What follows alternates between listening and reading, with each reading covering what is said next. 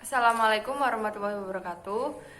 Di sini kami dari kelompok 2 ingin mempresentasikan materi tentang perilaku produsen dalam Islam. Adapun kelompoknya yaitu terdiri dari Dwi Amalia, Melinia Ajeng Wahyudi, Nur Laili, dan saya sendiri Siti Komariah.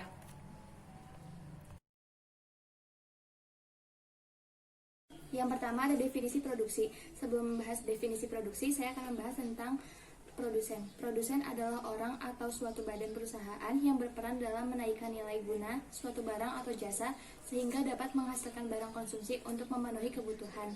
Dan untuk menghasilkan barang dan jasa, produsen melakukan kegiatan produksi.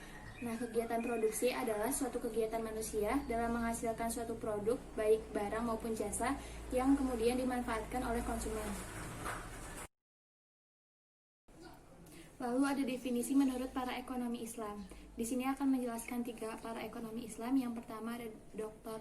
Manzar Kaf, M. Najatullah Siddiqi, dan M. Abdul Manan. Dari ketiga tersebut, saya mengambil kesimpulannya yaitu produksi adalah proses mencari, mengalokasikan, dan mengolah sumber daya menjadi output dalam rangka meningkatkan kemanfaatan atau maslahah bagi manusia. Selanjutnya ada faktor-faktor produksi Islam dari 3 sumber. Yang pertama ada Yusuf Qaradawi, yang kedua ada Maududi dan Abu Sud, yang ketiga ada M. A. Manan. Yang pertama dari Yusuf Qaradawi ada alam dan kerja manusia, yang kedua ada Al Maududi dan Suhud, ada amal atau kerja, yang kedua ada tanah, yang ketiga ada modal. Yang ketiga dari M. A. Manan, yang pertama ada tanah, yang kedua ada tenaga kerja, yang ketiga ada organisasi. Kemudian ada norma dan etika. Yang pertama norma produsen muslim. Yang pertama menghindari sifat tamah dan rakus. Yang kedua tidak melampaui batas serta tidak berbuat zalim. Yang ketiga harus memperhatikan apakah produsen itu memberikan manfaat atau tidak, baik ataupun buruk, sesuai dengan nilai dan akhlak ataukah tidak, sesuai dengan norma dan etika ataukah tidak. Yang keempat, seorang muslim harus memproduksi yang halal dan tidak merugikan diri sendiri maupun masyarakat banyak. Ada etika produsen muslim. Yang pertama memperhatikan halal dan haram, yang kedua tidak mementingkan keuntungan semata, yang ketiga diharamkan memproduksi segala sesuatu yang merusak akidah dan akhlak serta segala sesuatu yang menghilangkan identitas umat, merusak nilai-nilai agama, menyibukkan pada hal-hal yang sia-sia, menjatuhkan kebenaran, mendekatkan kepada kebatilan, menjatuhkan akhirat, merusak kesejahteraan individu dan kesejahteraan umum. Tujuan produksi dalam Islam.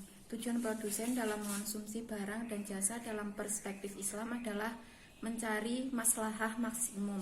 Maka dari itu, untuk meningkatkan kemaslahatan bisa diwujudkan dalam berbagai bentuk, diantaranya: yang pertama, pemenuhan kebutuhan manusia pada tingkatan moderat. Yang kedua, menentukan kebutuhan masyarakat dan pemenuhannya. Yang ketiga, menyiapkan persediaan barang atau jasa di masa depan. Yang keempat, pemenuhan sarana bagi kegiatan sosial dan ibadah kepada Allah.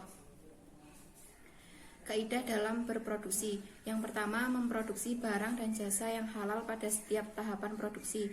Yang kedua, mencegah kerusakan di muka bumi. Yang ketiga, memenuhi kebutuhan individu dan masyarakat serta mencapai kemakmuran. Yang keempat, tujuan kemandirian umat. Dan yang kelima, meningkatkan kualitas sumber daya manusia, baik kualitas spiritual maupun mental dan fisik. Nilai-nilai Islam dalam berproduksi. Secara lebih rinci, nilai-nilai Islam dalam berproduksi meliputi: yang pertama, berwawasan jangka panjang.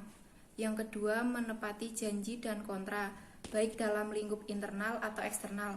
Yang ketiga, memenuhi takaran, ketepatan, kelugasan, dan kebenaran. Yang keempat, berpegang teguh pada kedisiplinan dan dinamis. Yang kelima, memuliakan prestasi atau produktivitas. Yang keenam, mendorong ukhuwah antar sesama pelaku ekonomi. Yang ketujuh, menghormati hak milik individu. Yang kedelapan, mengikuti syarat sah dan rukun akad atau transaksi. Yang kesembilan, adil dalam bertransaksi. Yang kesepuluh, memiliki wawasan sosial. 11, pembayaran upah tepat waktu dan layak. 12, menghindari jenis dan proses produksi yang diharamkan dalam Islam.